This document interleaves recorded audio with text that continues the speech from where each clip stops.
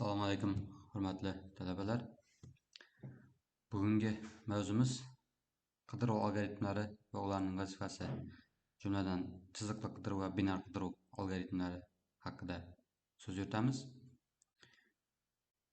Demak, qidiruv deb biror berilgan to'plam elementlardan berilgan sonni izlashga aytiladi. Masalan, massiv elementlar ichidan sonni qidirish.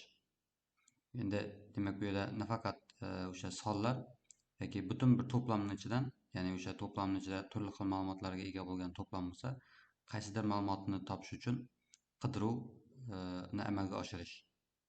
Bilamizki, bugungi kundagi deyarli barcha dasturlashda o'sha ma'lumotlarni qidirish imkoniyatlari mavjud, funksiyalari mavjud. Bu bo'yicha o'sha qidirish jarayonlarini optimallashtirish maqsadida, ya'ni ularda qo'llaniladigan algoritmlarni o'rganish maqsadida o'sha oddiy qidiruv va o'sha samaradorligi yuqori bo'lgan logaritmik asosda ishlaydigan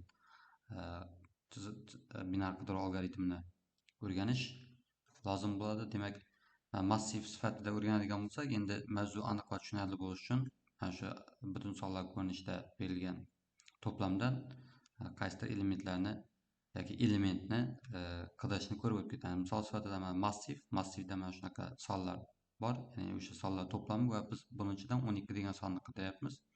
E'tibor beradigan bo'lsak, 12 degan soni demak 2-pozitsiyada, 4 va 6-pozitsiyada, ya'ni to'plamda 3 marta qatnashgan. Buni qanaqa topish mumkin? Albatta, o'sha to'plam elementlaridan birma-bir, ya'ni boshidan boshlab oxirigacha birma-bir solishtirib chiqish orqali topish mumkin. Misol uchun 12 45 ga tengmi, 12 12 ga tengmi, 89 ga tengmi, 12 ga tengmi, -78 ga tengmi, 12 ga tengmi. Shart bajarilgan paytida o'sha sanab turgan narsamiz 1 ga oshadi, boshqa payti demak bu o'zgarmaydi. Mana shunaqa ko'rinishda topish mumkin. Demak, oddiy chiziqli qidiruvda har bir so'rovga demak to'plamda n marta amal bajariladi, ya'ni solishtirishlar soni n marta bo'ladi.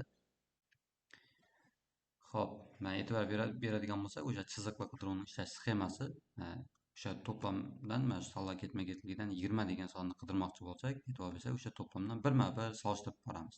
0-pozitsiya, 1-pozitsiyada turgan, 2-pozitsiya va hokazo. Qachonki o'sha element topilguncha biz jarayonni davom qildirishimiz kerak. Demak, siklimiz o'sha 1 dan boshlab n gacha davom etishi kerak. Va qaysidir qismga kelganda uni 1-2 yordamida to'xtatish mumkin, lekin qaysidir qismda ekanligini biz oldindan bilmaganligimiz sababli siklni boshdan boshlab oxirigacha takrorlashga majbur bo'lamiz. Endi bu qanaqa vaqtni talab qiladi? E'tibor beradigan bo'lsak, mana ba'zi kamchiliklar haqida aytib o'tganmiz.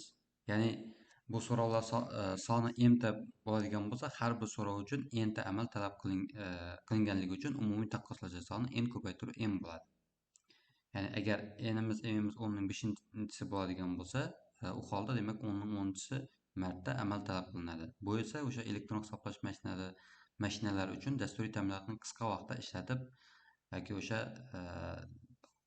qo'shimcha vaqt kutib o'tirmasdan tez ishlashini ta'minlab berishda qiynaladi.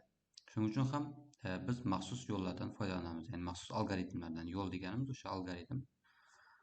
Demak, binar qidiruv qanaqa ko'rinishda ishlaydi? Binar qidiruvning bitta talabi bor, esimizdan chiqarmasligimiz kerak. Bitta talabi bu o'sha to'plamdagi elementlar tartiblangan bo'lishi shart. O'sish yoki kamayish tartibida tartiblangan bo'lishi shart. Misol uchun e'tibor bering, 4 6 8 10 mana o'sib ketyapti. 15 20 21 50 63. Bu yerdagi to'plamda notartib ko'rinishda. Binar qidiruvimiz tartiblangan ko'rinishda bo'lsa, to'plamimiz mana shunday vaqtda demak nima qilish mumkin? Qo'llash mumkin, boshqa holatlarda yo'q. Demak, asosiy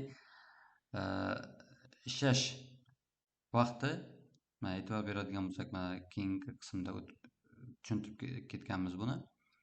Demak, ishlash mexanizmi sxemasi qanday ko'rinishda bo'ladi? Chiziqli qidiruvda mana e'tibor beradigan bo'lsak, to'plamning ichidagi har bir element bilan biz qidirayotgan x degan elementni birma-bir solishtirib chiqish kerak. Bunda ham shunaqa bo'ladimi? Yo'q. Bunda demak asosiy parametrlar bor, ya'ni left degan parametrimiz bor. Bu chap, o'sha to'plamning chap qismi, ya'ni boshlang'ich qismi, right r degan narsamiz bor. Bu to'plamning oxirgi elementi bo'ladi. Va m degan narsamiz bor. m bu o'sha o'rtasi bo'ladi. O'rtasini hisoblaymiz. Demak, left plus right taqsim 2 desak, markazdagi element kelib chiqadi. Va buni ishlash mexanizmi, agar elementlar tartiblangan bo'ladigan bo'lsa, e'tibor bering, mana sxemada biz 9 ni qidiryapmiz. Mana shu to'plamdan. Start deganimiz left, end deganimiz right. Pivot deganimiz o'sha markaziy element. M deb aytsak bo'ladi. Middle element, markaziy element. Demak, 9 ni qidirish qanaqa bo'ladi? Demak,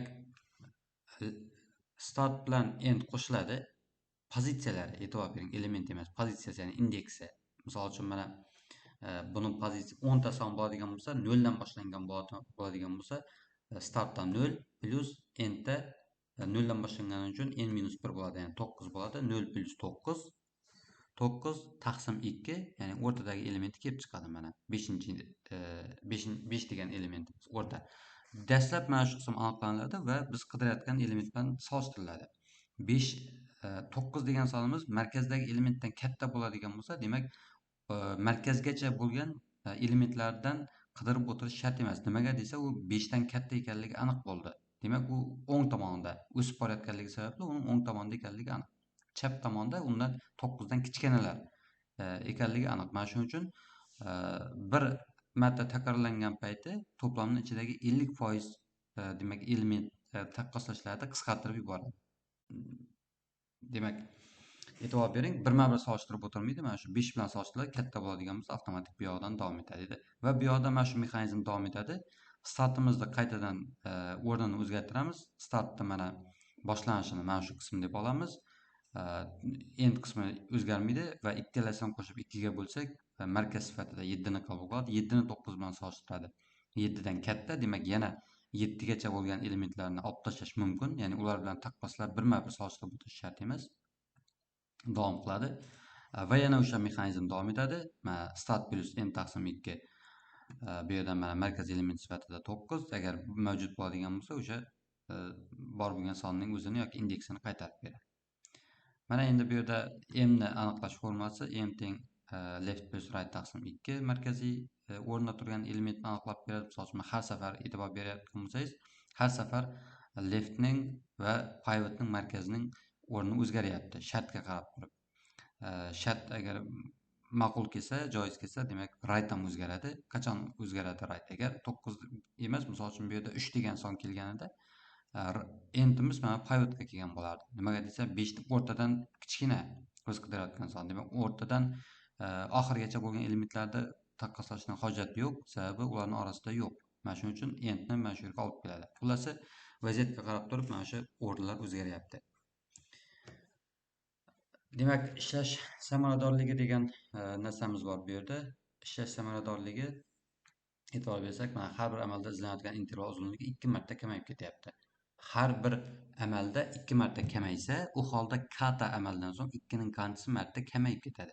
Dastlab interval uzunligi n-ga teng bo'lganligi uchun uning 1 gacha kamayishi uchun ketadigan amallar sonini esa quyidagicha aniqlash mumkin. Ya'ni 2 ning qanchisi n'imiz teng bo'ladi k teng logaritm 2 asosiga ko'ra n. Ya'ni o'sha samaradorlik asosida, samaradorligi yaxshi logaritmik asosda ishlaydigan algoritm deb yuqorida aytib ketdik. Umumiy ko'rinishi mana shu logaritm 2 asosiga ko'ra n bo'ladi. Ya'ni umumiy amallar soni logaritm n ga teng bo'ladi. Bu esa n ning qiymati taxminan 10 ning 5-si degan son bo'ladigan bo'lsa, taxminan 17 ga teng bo'ladi.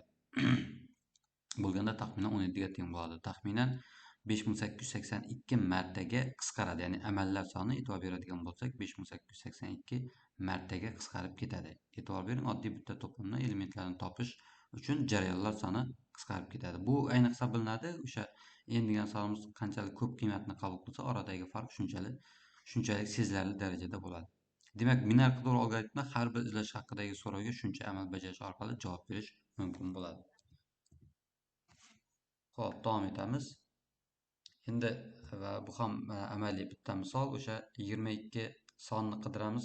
Mana shu berilgan to'plamdan har safar mana left plus right taqsim 2 deb markaziy elementni aniqlaymiz. E'tibor bering, o'rtadagi element 17 bo'lyapti. 20 biz qidirayotgan x degan sonimiz, ya'ni 22 degan sonimiz 17 dan katta yoki teng, ya'ni uning chap tomonida emas ekanligi aniq. Shuning uchun leftning o'rnini qaytadan bu yerga olib kelamiz. Yana shu ikkalasini qo'shib 2 ga bo'lamiz. Markaziy element 30, 30 bilan 22 ni solishtiradi. 30 dan kichkina, demak, mana rightni olib kelamiz. Mana shunday ko'rinishda xullas jarayon davom etadi mana ketma-ketlikda.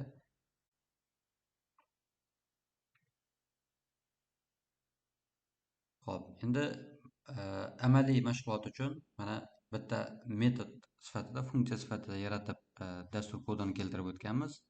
Ya'ni integer ko'rinishida nimani qaytarib beradi natijani. Binary search metodi nomi 3 ta parametr qabul qiladi. Bizlar qidirayotgan son va chap, o'ng chegaralar. E'tibor bering, dastur kodini ham tushuntirib o'tib ketaman. Mana sikl ketyapti. O'ng tomondan chap tomonni olgan payti birdan katta bo'lishi kerak. Mana shu birdan katta bo'lguncha siklik jarayon amalga oshadi. Nimaga? E'tibor berayotgan bo'lsak, har safar mana chap chegaramiz bu yerga kelyapti, o'ng chegaramiz bu yerga kelyapti va ikkalasi xullasi bir-biriga mana yaqinlashyapti. O'sha yaqinlashib ikkalasining yig'indisi birdan katta bo'lguncha siklik jarayon amalga oshadi. Mana shu ko'rinishda, demak, har safar o'sha chegaralarning o'rni o'zgaradi. Chap va o'ng chegaralarning o'rni. Markaziy elementni aniqlayapmiz. Middle'imiz teng left plus right taqsim 2 va shu paytning o'zida tekshiryapmiz. O'sha markazdagi element A'ning middle'inchi indeksda turgan elementi va markaziy elementi biz qidirayotgan sondan katta bo'ladigan bo'lsa, demak, o'ng tomondagi chegarani chap o'rtaga olib kelamiz. Right'imiz middle'ga teng bo'ladi. Yo'q. Mabodo biz qidirayotgan son o'rtadan katta bo'ladigan bo'lsa, unda chap chegarani o'rtaga olib kelamiz. Sababi o'rtadan chap chegaradan o'rtagacha bo'lgan elementlar kichkina, biz qidirayotgan son o'rtadan katta bo'lganligi sababli yuqorida aytganimizdek o'rnini mana shu ko'rinishda o'zgartiramiz. Mana ikkita right teng middle, left teng middle degan narsamiz mana bu yerdagi strelkalarning o'sha har safar mana o'rnini o'zgarishini ta'minlab beradi dastur kodimizda. Va sikldan tashqarida shart beryapmiz. Demak, A'ning leftinchi indeksda turgan elementda biz qidirayotgan elementga teng bo'ladigan bo'lsa, natija sifatida o'sha indeksni qaytarib beradi. Left bu yerda indeks. Demak, agar mabodo bo'lmaydigan bo'lsa, -1 degan narsani qaytarib beradi.